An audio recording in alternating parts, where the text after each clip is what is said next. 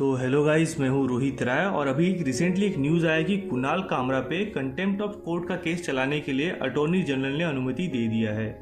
तो आज हम इस पे ही बात करने वाले हैं कि कुणाल कामरा ने ऐसा क्या कर दिया कि कंटेम्प्ट ऑफ कोर्ट का केस चलाया जा रहा है और ये अटॉर्नी जनरल कौन होता है और कुणाल कामरा पे केस कराने के लिए अटॉर्नी जनरल की परमिशन क्यों ली गई। तो आपको मालूम ही होगा कि कुणाल कामरा एक स्टैंड अप कॉमेडियन है। इनके जोक्स और इनके ट्वीट हमेशा चर्चा का विषय बने रहते हैं। अगर आपको याद होगा तो कुणाल कामरा बीच में बहुत चर्चे में थे जब उन्होंने एक फ्लाइट में अर्नब गोस्वामी से सवाल पूछे थे और अर्नब गोस्वामी ने उनको जवाब नहीं दिया था। ये वीडियो कुणाल कामरा ने जैसे ट्वीट किया उनको कई एयरलाइंस ने अपने फ्लाइट से यात्रा करने के लिए बैन कर दिया था।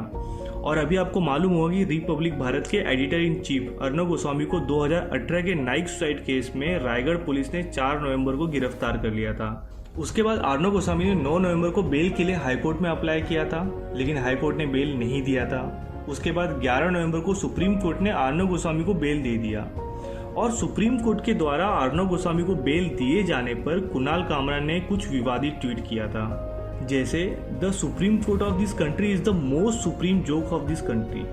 फिर उन्होंने एक दूसरा ट्वीट किया जिसमें सुप्रीम कोर्ट को भगवा कलर में दिखाया गया है, जिसका ये मतलब भी निकाला जा सकता है कि सुप्रीम कोर्ट को बीजेपी गवर्नमेंट कंट्रोल कर रही है। फिर उन्होंने एक और ट्वीट किया जिसमें सुप्रीम कोर्ट के जज जिन्होंने अर्नब गोस्वामी को बेल ग्रांट किया था, डीवाई चंद्रचूड़, उन पे भी कमेंट किया।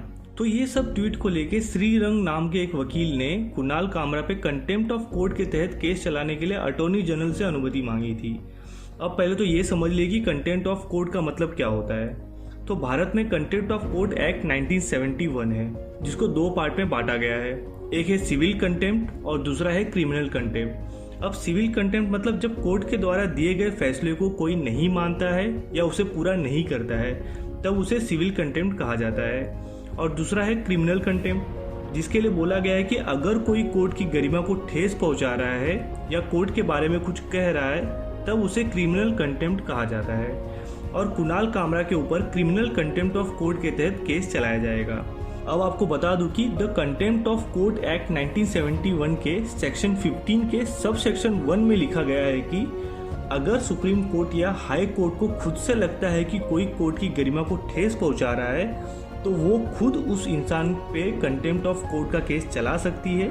जैसे आपको याद होगा कि बीच में प्रशांत भूषण पे सुप्रीम कोर्ट ने खुद से कंटेम्प्ट ऑफ कोर्ट के तहत केस चलाया था। या कोई और व्यक्ति अगर कंटेम्प्ट ऑफ कोर्ट का केस चलाना चाहता है किसी पे तो उसे अटॉर्नी जनरल को लेटर लिखना होगा और अटॉर्नी जनरल डिसाइड करते हैं कि केस चलाना है या नहीं।